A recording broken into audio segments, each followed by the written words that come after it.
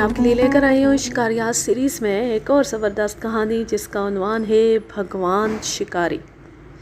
اس کے مصنف ہیں مسعود کھدر پوش، اور یہ کافی طویل کہانی ہے تو اس کی شاید 4-5 پارٹس اس کے بنے۔ چلیں شروع کرتے ہیں۔ یہ سن 1939 کی بات ہے۔ اللہ کے فضل و کرم سے مجھے آکسفورڈ یونیورسٹی سے ICS کرنے کا موقع ملا۔ وہ انگریزوں کا دور تھا۔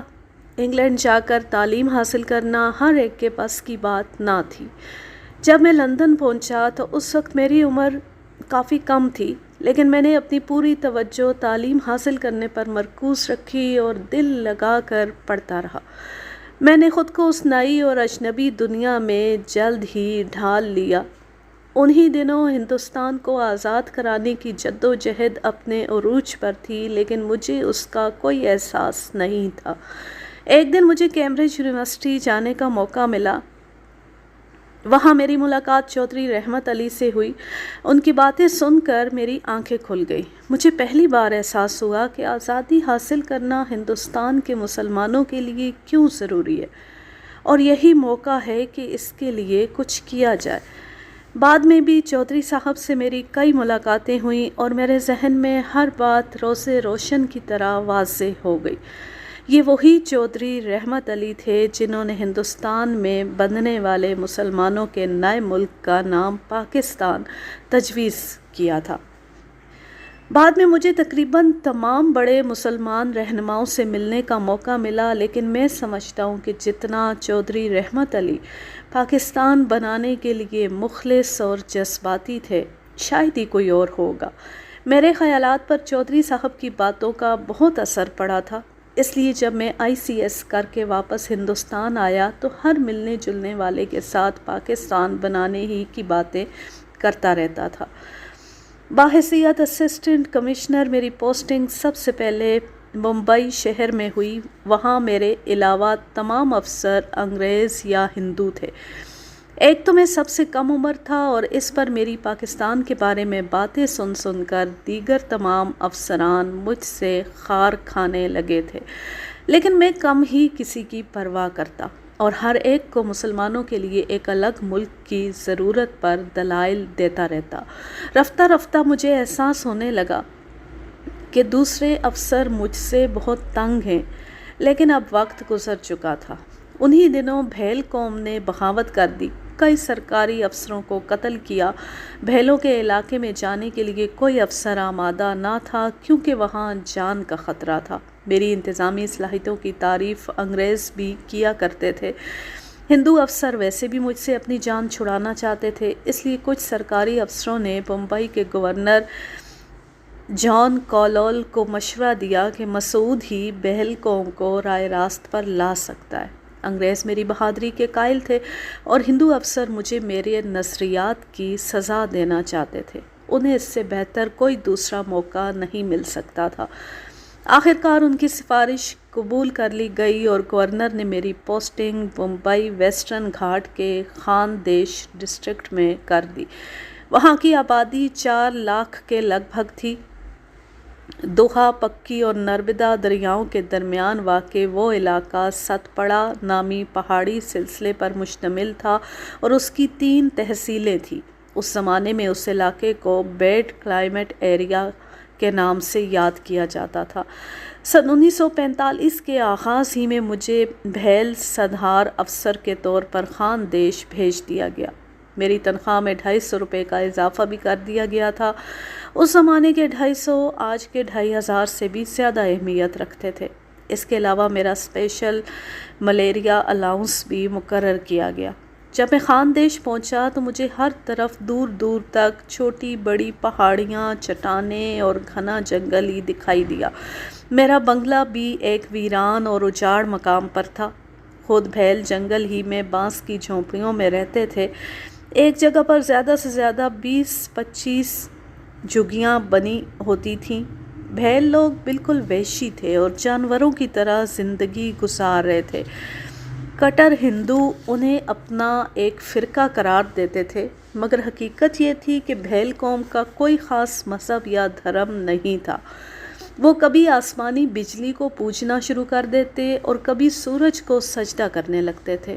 انگریزوں نے انہیں نیچر ورشپ پیپل کا نام دے دیا تھا۔ بھیل عام طور پر، میں یہ الٹ پڑھ گئی ہوں،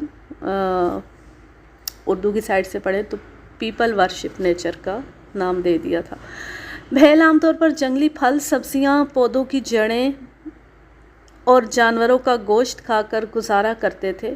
عموماً کچا گوشت کھاتے تھے۔ انہیں اپنے تن ڈھانپنے کا بھی شعور نہیں تھا۔ کئی لوگ فطری لباس میں نظر آتے تھے۔ کوئی سیانہ بندہ ہوتا تھا جو کہیں سے کوئی کپڑا یا درخت کے پتے باندھ کر اپنا زہری دھڑ ڈھانپنے کی ناکام کوشش کرتا تھا۔ عورتیں بھی مردوں کے ساتھ جنگل میں شکار کرتی تھیں۔ وہ مرد و زن میں کوئی خاص تفریق نہیں رکھتے تھے۔ عام عورتوں کا بالائی دھڑ لباس سے بے نیاز ہوتا، البتہ زہری حصے کو تھوڑا بہت چھپایا جاتا تھا۔ پھر بھی کئی عورتیں کسی قسم کے لباس کے تکلف کے بغیر جنگلوں میں دوڑتی بھاگتی نظر آتی تھیں۔ کچھ دن بھیل قوم کے درمیان گزارنے کے بعد مجھے معلوم ہوا کہ وہ لوگ کسی اجنبی اور نئے آنے والے کو زیادہ پسند نہیں کرتے، اس لیے وہ اس سے دور رہنے کی کوشش کرتے ہیں۔ لیکن میں نے اپنے دل میں پختہ ارادہ کر لیا تھا کہ میں بھیلوں تک مہذب دنیا کی باتیں ضرور پہنچاؤں گا۔ میں نے ایک بات نوٹ کی کہ بھیل وحشی ہونے کے باوجود بہادر اور طاقتور جوان کی بہت قدر کرتے ہیں۔ اس علاقے میں بے شمار جنگلی درندے موت کے فرشتے بن کر انسانوں پر حملہ کرتے رہتے تھے، اس لیے ان کی بہادری کا معیار بھی خونخوار جانوروں کے شکار کرنے پر منحصر تھا۔ شیر کے شکاری کو وہ اپنا سب سے بڑا محسن سمجھتے تھے۔ میں نے سوچا کہ میں صرف اسی طرح اس قوم میں گھل مل سکتا ہوں کہ جنگلی جانوروں کے ہاتھوں ہونے والے ان کے جانی نقصان کے خطرے کو کم کر دوں۔ اس خیال کے تحت میں نے اپنی زندگی میں پہلی بار جنگلی جانوروں کا شکار کرنا شروع کیا۔ بھیل پہلے تو دور دور سے مجھے درندوں پر گولیاں چلاتے ہوئے دیکھتے رہے، پھر رفتہ رفتہ کئی لوگ میرے ساتھ آ ملے اور میں نے انہیں بھی اپنی شکاری پارٹی میں شامل کر لیا۔ اس طرح میں انہیں اپنے قریب لانے میں کامیاب ہو گیا۔ میں نے سوچا کہ اگر میں نے شیر کا شکار کر لیا تو بھیل قوم کی نظر میں میری اہمیت مزید بڑھ جائے گی، اس طرح مجھے اپنے مقصد کے حصول میں آسانی پیدا ہو جائے گی۔ میں نے اس سلسلے میں اپنے کچھ شکاری دوستوں سے مشورے کرنا شروع کر دیے۔ سب سے پہلے 375 ونچسٹر رائفل منگوائی گئی۔ جب دیگر تمام تیاریاں مکمل ہو گئیں تو اس کے بعد شکار کے طریقہ کار پر بحث شروع ہو گئی۔ مجھے شیر کے شکار کے لیے 2 مختلف طریقوں کے بارے میں بتایا گیا۔ میں چونکہ پہلی مرتبہ شیر کا شکار کرنے لگا تھا، اس لیے میں نے ایک قدرے محفوظ طریقے کو اپنانے کا پروگرام بنایا۔ بھیل قوم کے تقریباً تمام ہی لوگ بہترین کھوجی تھے۔ وہ ہر قسم کا کھرا دیکھ کر جانور کا نام بتا سکتے تھے، اس لیے میں نے کچھ بھیلوں کو جنگل میں اندر جا کر کسی بڑے شیر کے پنجوں کے نشان تلاش کرنے کے لیے بھیج دیا۔ یہ پوری قوم شیر کے شکار کے لیے ہمہ وقت تیار رہتی تھی۔ انہوں نے دوسرے قبائلیوں کو بھی اپنے ساتھ ملا لیا اور اگلے ہی دن آ کر مجھے بتایا کہ کالی پہاڑی کے قریب گھنے درختوں کے درمیان شیر کے پنجوں کی بجائے ایک جیتے جاگتے شیر کو دیکھا گیا ہے۔ میں یہ خبر سن کر اسی وقت اپنے 2 ساتھیوں کے ہمراہ ان کے ساتھ چل دیا۔ انہوں نے ہمیں شیر کے پنجوں کے نشانات دکھائے۔ وہ کسی جوان شیر کے پنجوں کے نشان تھے۔ تجربہ کار شکاری کھرا دیکھ کر شیر کی عمر کا اندازہ کر لیتے تھے۔ پروگرام کے مطابق میں نے اس جگہ کے قریب ہی ایک بلند درخت تاڑ لیا اور اگلے دن ایک صحت مند کٹا خرید کر اس درخت کے قریب ایک دوسرے چھوٹے درخت کے تنے سے بندھوا دیا۔ پھر ہم تمام شکاری اپنے اپنے گھروں کو روانہ ہو گئے۔ اگلے دن ان میں سے 2 بھیل شکاریوں نے میرے پاس آ کر یہ خبر دی کہ کسی درندے نے کٹے کو ہلاک کر دیا ہے اور اس کا گوشت کھا گیا ہے۔ کٹے کی لاش کے ارد گرد شیر کے پنجوں کے نشان دیکھے گئے تھے۔ مجھے یقین ہو گیا کہ یہ اس علاقے میں دیکھے جانے والے شیر ہی کا کام ہے، کیونکہ شیر فطری طور پر انتہائی سست جانور ہے۔ اسے جتنی آسانی سے شکار ملتا ہے وہ اسے اتنا ہی خوش ہو کر شکار کرتا ہے۔ پھر وہ اپنے بچے کھچے شکار کو کھانے کے لیے اگلے دن ضرور آتا ہے۔ میں نے اپنے نوکروں سے ایک چارپائی منگوائی اور اس جگہ پر جا پہنچا۔ ہم نے کوئی 22 فٹ کی بلندی پر چارپائی کو اس طرح درخت کی شاخوں سے باندھ دیا کہ وہ درختوں میں بالکل چھپ گئی۔ نیچے سے دیکھ کر یہ بالکل معلوم نہیں ہوتا تھا کہ درخت پر مچان بنایا گیا۔ پھر ہم واپس بنگلے پر آ گئے۔ میں نے اپنی رائفل کو اچھی طرح چیک کیا، ایک فائر بھی کر کے دیکھا۔ رائفل بالکل ریڈی تھی۔ ہم پچھلے پہر جنگل کی طرف چل دیے۔ میرے ساتھ 2 سیانے بھیل شکاری بھی تھے۔ ساتھ رہتے ہوئے وہ میری اور میں ان کی باتیں سمجھ لیتا تھا۔ سورج غروب ہونے سے پہلے ہم مچان کے قریب جا پہنچے اور پھر باری باری اوپر چڑھ گئے۔ اس وقت تاریکی نے جنگل پر اپنی سیاہ چادر پھیلانا شروع کر دی تھی۔ بھیلوں کی نظر بہت تیز ہوتی ہے، وہ گھپ اندھیرے میں بھی خاصا کچھ دیکھ لیتے تھے۔ میں نے ایک بھیل کو یہ ذمہ داری سونپی کہ وہ چاروں طرف دھیان رکھے اور شیر کی آمد پر مجھے اشارہ کرے۔ دوسرے بھیل کا کام خاصا اہم تھا، اسے ایک خاص انداز میں میری رائفل کی نال کے اوپر سے اس طرح شیر پر ٹارچ کی روشنی ڈالنی تھی کہ میں بیک وقت اپنی رائفل کی نال اور شیر کو سیدھ میں دیکھ کر فائر کر سکوں۔ یہ کام خاصا مشکل ہوتا ہے کیونکہ بعض اوقات شیر صرف زخمی ہو پاتا ہے۔ اس حالت میں وہ انتہائی خطرناک ہو جاتا ہے اور کچھ بھی کر سکتا ہے۔ اس لیے وہ لمحات شکاری کے لیے زندگی اور موت کا معاملہ بن جاتے۔ مجھے آج بھی ایسے واقعات یاد آتے ہیں تو جسم میں سردی کی لہر دوڑ جاتی ہے۔ شیر کو ہلاک کرنے کے لیے کم از کم 2 بالکل درست نشانے لگانا ضروری ہوتا ہے۔ کئی مرتبہ شیر طاقتور رائفل کی کئی گولیاں کھا کر بھی بچ جاتا ہے اور شکاری کی موت بن کر اس کے سر پر جا پہنچتا ہے۔ ہم تینوں مچان پر بیٹھے شیر کا انتظار کر رہے تھے۔ چھوٹے شیر کو جلدی بھوک لگتی ہے اور وہ تاریکی پھیلتی ہی شکار کی جانب چل دیتا ہے۔ پرانا یعنی عمر رسیدہ شیر اس وقت تک اپنی کچھار سے باہر نہیں آتا جب تک پوری طرح تاریکی نہ پھیل جائے۔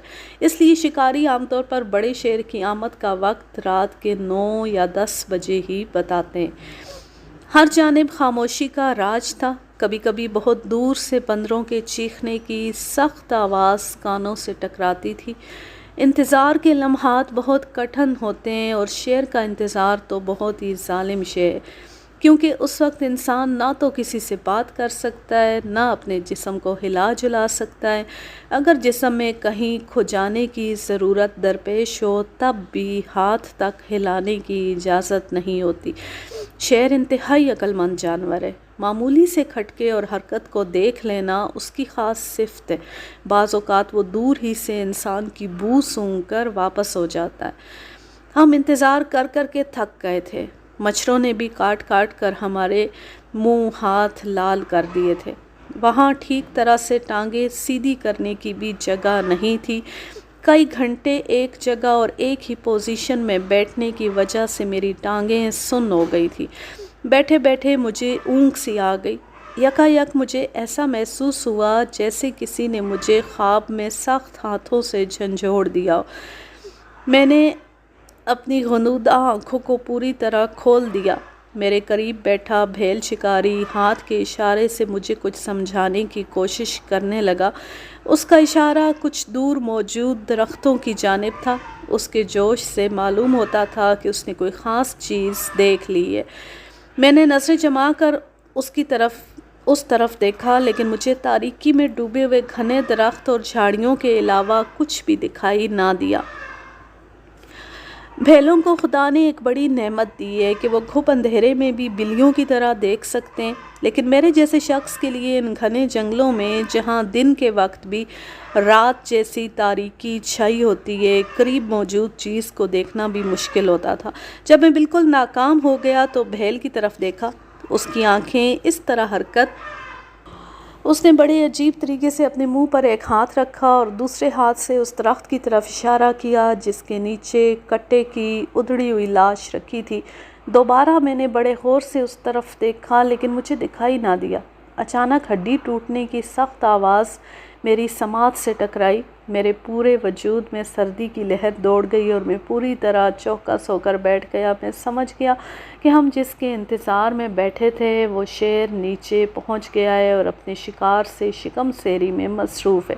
اب میں نے پوری توجہ اور یکسوئی کے ساتھ اس درخت کے نیچے دیکھا، گویا میری تمام حسیات سمٹ کر بصارت کو قوت فراہم کرنے لگی تھی۔ درخت کے نیچے مجھے کچھ سائے حرکت کرتے ہوئے محسوس ہوئے۔ شیر غیر محسوس انداز میں چلتا ہوا ہمارے بالکل قریب آ گیا تھا کہ پوری کوشش کے باوجود ہم اس کے قدموں کی آواز نہیں سن سکے تھے۔ میں نے بہت آہستگی سے اپنی رائفل اٹھائی، اس کی بیرل اندازاً شیر کی جانب سیدھی کی۔ اس کے ساتھ ہی میں نے ٹارچ والے بھیل کو ہلکا سا ہاتھ مارا جو گھپ اندھیرے میں شیر کو دیکھ کر مست ہو رہا تھا۔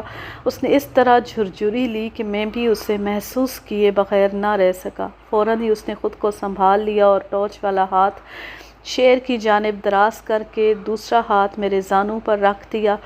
شیر کے شکاری اور ٹارچ کی روشنی ڈالنے والے کے لیے یہ سب سے مشکل اور فیصلہ کن مرحلہ ہوتا ہے، کیونکہ محض اندازے ہی سے ٹارچ والے کو رائفل کی نال کے اوپر سے اس طرح روشنی پھینکنی ہوتی ہے کہ شکاری کو شکار اور اپنی رائفل کی نال صاف دکھائی دے۔ شکاری کے لیے یہ سب بہت مشکل گھڑی ہوتی ہے کہ وہ چالاک درندے کو فرار ہونے یا حملہ کرنے سے پہلے اسے گولی سے اڑا دے۔ اس لیے ٹارچ بردار اور شکاری کو تجربے کار اور بہت زیادہ قوت ارادی کا مالک ہونا چاہیے۔ بھیل نے میرے زانوں پر ہاتھ کا دباؤ بڑھایا، اس کا مطلب تھا کہ وہ ٹارچ روشن کرنے کے لیے بالکل تیار ہے۔ میں نے دھیرے سے سر ہلایا، یکدم جنگل کا وہ حصہ روشن ہو گیا۔ میں روشنی میں یہ دیکھ کر حیران رہ گیا کہ وہ کوئی شیر نہیں بلکہ ایک شیرنی تھی اور اس کے ساتھ 2 صحت مند بچے بھی تھے۔ اس منظر نے مجھے ایک لمحے کے لیے مبہوت کر دیا تھا۔ شیرنی نے فوراً سر اٹھا کر مچان کی طرف دیکھا۔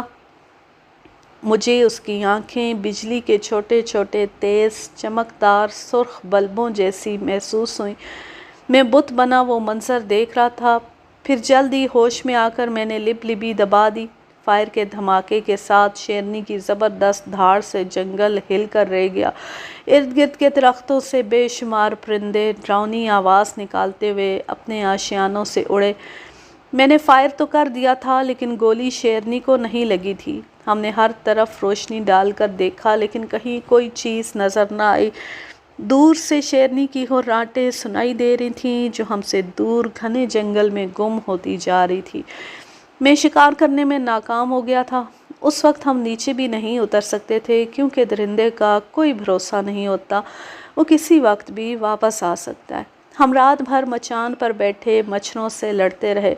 سپیدہ سحر نمودار ہوتی ہم مچان سے نیچے آئے اور اپنے کیمپ پہنچے جو دریا کے کنارے لگایا گیا تھا۔ میں نے بعد میں چھوٹے بڑے کئی جانوروں کا شکار کیا لیکن شیر کو مارنا فی الحال میرے مقدر میں نہیں تھا۔ میرے دل میں شیر کا شکار کرنے کی خواہش دن بدن شدت اختیار کرتی جا رہی تھی۔ اس کے 3 ماہ بعد خبر ملی کہ آج کل ایک بہت بڑا شیر ہمارے بنگلے کے قریب جنگل میں دیکھا گیا ہے۔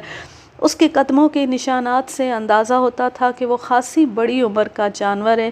اس مرتبہ میں نے شیر کو شکار کرنے کے لیے دوسرا اور سب سے پرانا طریقہ بروکار لانے کا فیصلہ کیا۔ میں ہر حال میں اس شیر کا شکار کرنا چاہتا تھا کیونکہ پہلی ناکامی کے بعد بھیل قبائلی مجھ سے زیادہ خوش نہیں تھے۔ میں نے 100-150 بھیلوں کو کنستر اور ڈھول دے کر جنگل کے اس حصے میں پھیلا دیا جہاں آخری بار شیر کو دیکھا گیا تھا۔ وہ لوگ دائرے کی صورت میں ڈھول اور کنستر بجاتے اور چیختے چلاتے اپنا گھیرا اس طرح تنگ کرتے رہے کہ شیر کو اس طرف جانے کے علاوہ کوئی دوسرا راستہ نہیں مل سکتا تھا، جہاں میں ایک درخت پر موجود رائفل تھامے اس کا انتظار کر رہا تھا۔ اس طریقے کو ہانکا کرانا کہتے ہیں۔ ہانکا عام طور پر صبح سویرے یا شام ڈھلنے سے پہلے کرایا جاتا ہے۔ ہانکا کرنے والوں کے لیے یہ بڑا خطرناک موقع ہوتا ہے کیونکہ وہ شیر کے آرام کرنے کا وقت ہوتا ہے۔ اگر معمولی سی بے احتیاطی کی جائے تو شیر غضبناک ہو کر ہانکا کرنے والوں کی موت کا سامان بن سکتا ہے۔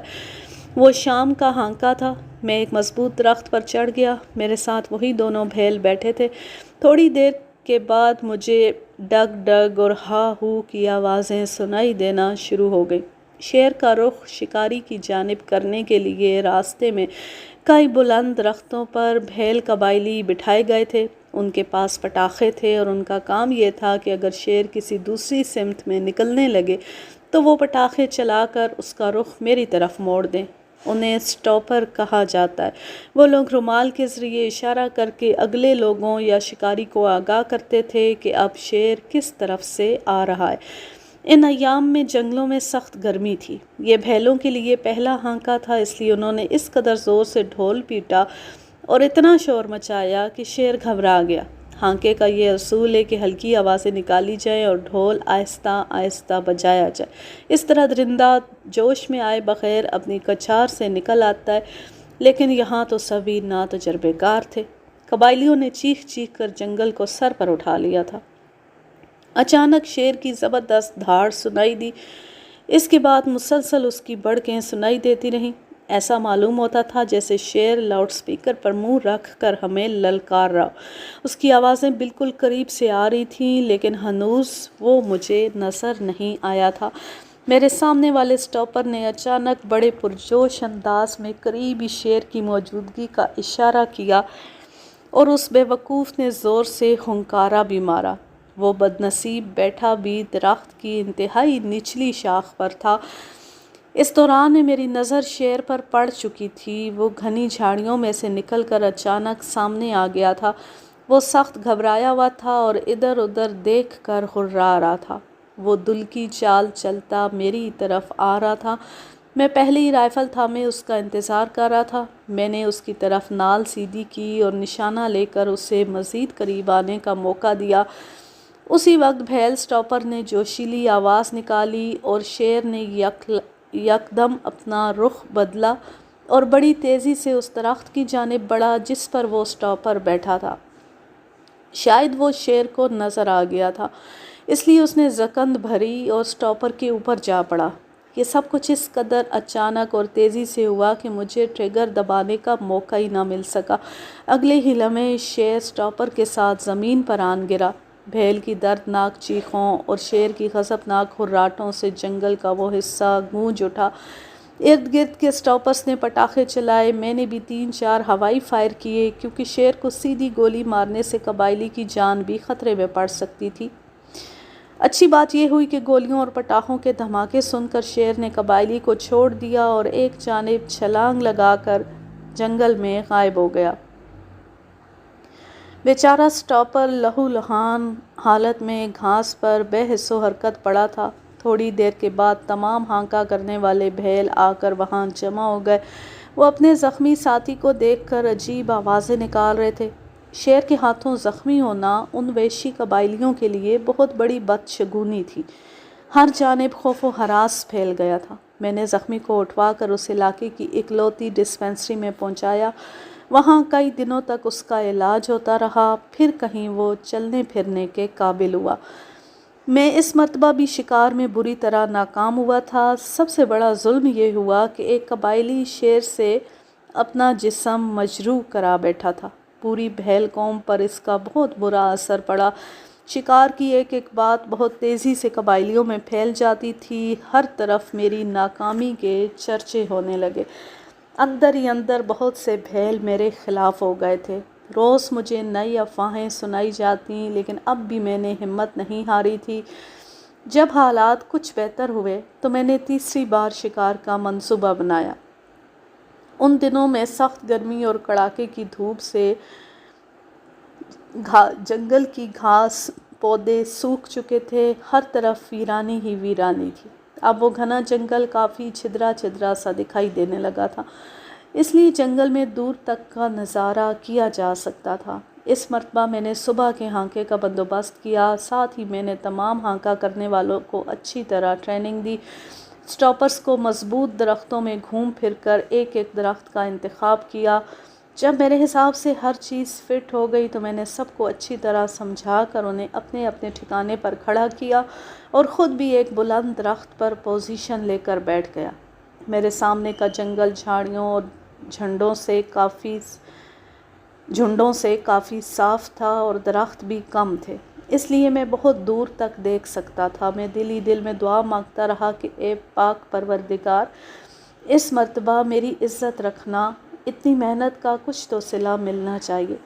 ہانکا کرنے والوں کے ڈھول اور کنستر بجانے کی دھیمی دھیمی آوازیں سنائی دینے لگیں جو وقت گزرنے کے ساتھ ساتھ بڑھتی جا رہی تھی۔ اس کے ساتھ ہی میرے جسم میں لہو کی گردش تیز ہو گئی۔ یہ تیسرا موقع تھا کہ میں شیر کا شکار کرنے کے لیے جان توڑ کوشش کر رہا تھا۔ اچانک بھیلوں کے چیخنے اور ڈھول کی ڈم ڈم کے ساتھ شیر کی ہلکی سی دھاڑ سنائی دی۔ پھر دور ہی سے مجھے ایک سٹاپر کا اشارہ بھی نظر آیا کہ شیر میری ہی طرف آ رہا ہے۔ ڈھول کی آوازیں ہر طرف سے ہمارے قریب آتی جا رہی تھیں، لیکن اب شیر خاموش ہو چکا تھا، اس لیے اندازہ نہیں ہو پا رہا تھا کہ وہ کس طرف ہے۔ میں دم سادے بہت غور سے ارد گرد کا جائزہ لے رہا تھا۔ اچانک کافی دور درختوں کے عقب سے شیر نکل کر سامنے آ گیا۔ وہ مجھ سے خاصے فاصلے پر تھا، لیکن میں اسے شاہانہ چال چلتے ہوئے صاف دیکھ رہا تھا۔ جب شیر قریب آ گیا تو میں نے دیکھا کہ وہ انتہائی خوبصورت اور صحت مند جانور ہے۔ صبح کی دھوپ میں اس کی سنہری جلد پر بنی کالی دھاریاں چمک رہی تھیں۔ جانور جس قدر صحت مند اور مضبوط ہوتا ہے، اتنا ہی چوکنا، خبردار اور خونخوار ہوتا ہے۔ وہ شیر چاروں طرف دیکھتا ہوا مطمئن انداز میں چلتا آ رہا تھا۔ میں نے اپنی رائفل کی نال اس کی جانب سیدھی کی اور انتظار کرنے لگا کہ وہ کم از کم 75 گز میرے قریب آ جائے۔ اس وقت مجھے نہ جانے کیا ہو گیا تھا کہ شیر مطلوبہ رینج میں آ گیا، لیکن اس کے باوجود میں نے گولی نہیں چلائی۔ میں گویا اس جنگل کے بادشاہ کے سامنے مبہوت سا ہو گیا تھا۔ میں نے اپنی پوری زندگی میں ایک جنگلی شیر کو اس قدر قریب آزاد حالت میں نہیں دیکھا تھا۔ وہ مجھ سے 50 گز کے فاصلے پر پہنچ چکا تھا اور ایک دم رک گیا۔ شاید اسے اپنے قریب میری موجودگی کا شبہ ہو گیا تھا۔ یکا یک اس کا جسم تن گیا۔ وہ نیم واد جبڑے سے بھپکیاں نکالتا ہوا ادھر ادھر دیکھنے لگا اور پھر سامنے ہی موجود درخت پر اس نے مجھے دیکھ لیا۔ ہماری آنکھیں چار ہوئیں۔ مجھے اس کی آنکھوں میں حیرت اور غصے کے جذبات ابلتے نظر آئے۔ میں ایک لمحے کے لیے اپنی جگہ برف کی طرح جم گیا۔ مجھے ایسا محسوس ہوا جیسے موت میرے سامنے کھڑی ہے۔ اس کی آنکھوں کی چمک میرے وجود میں پھریریاں سی دوڑا گئی۔ میری رائفل کی بیرل بدستور اس کی طرف تھی، میری نگاہ اس پر گڑی تھی۔ میری انگلی ٹریگر پر جمی تھی، لیکن اب تک میں نے اسے جنبش نہیں دی تھی۔ اچانک میرے جسم میں ایک گرم سی لہر دوڑ گئی اور میں نے فوراً ٹریگر پر رکھی انگلی پر دباؤ بڑھا دیا۔ فائر کا زبردست دھماکہ ہوا اور اس کے ساتھ ہی شیر کی دھاڑ سنائی دی۔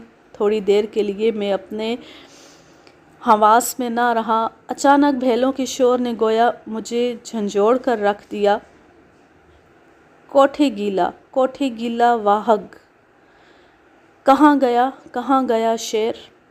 میں نے ہڑبڑا کر نیچے دیکھا اور حیران رہ گیا۔ نیچے کہیں بھی شیر کا وجود نہیں تھا، نہ ہی کسی نے اسے وہاں سے بھاگتے ہوئے دیکھا تھا۔ کسی میں اتنی ہمت بھی نہیں تھی کہ درخت سے اتر کر شیر کو تلاش کرے، کیونکہ زخمی درندے کے قریب جانا موت کے منہ میں جانے کے مترادف ہے۔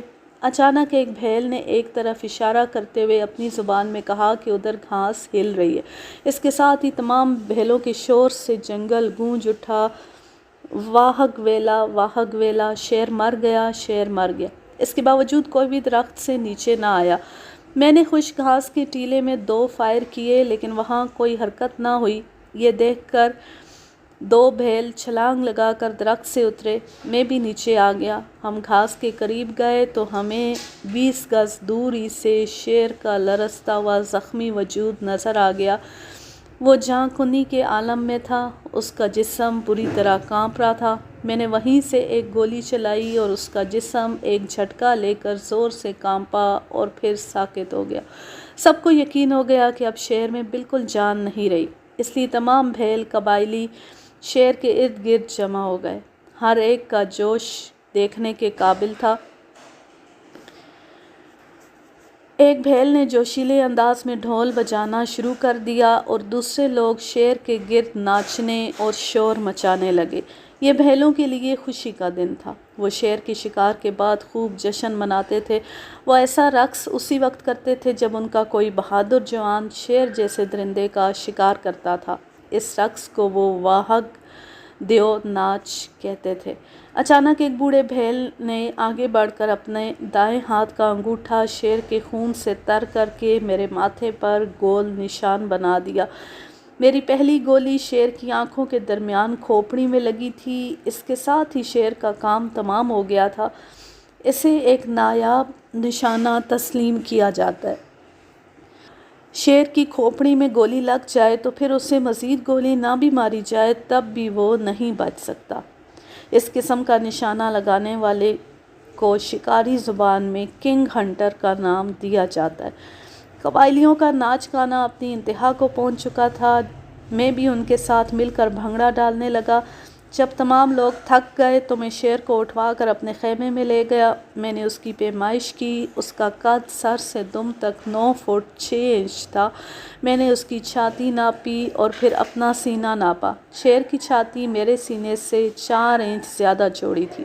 اگرچہ وہ میری جوانی کا دور تھا، اس وقت میں پہلوانی اور باکسنگ کرتا تھا اور کافی جان بنائی ہوئی تھی، لیکن شیر کا دھڑ مجھ سے کافی چوڑا تھا۔ اب میں اپنی اس حرکت کے بارے میں سوچتا ہوں تو بہت ہنسی آتی ہے کہ مجھے اپنی اور شیر کی چھاتی کا موازنہ کرنے کی کیا ضرورت تھی۔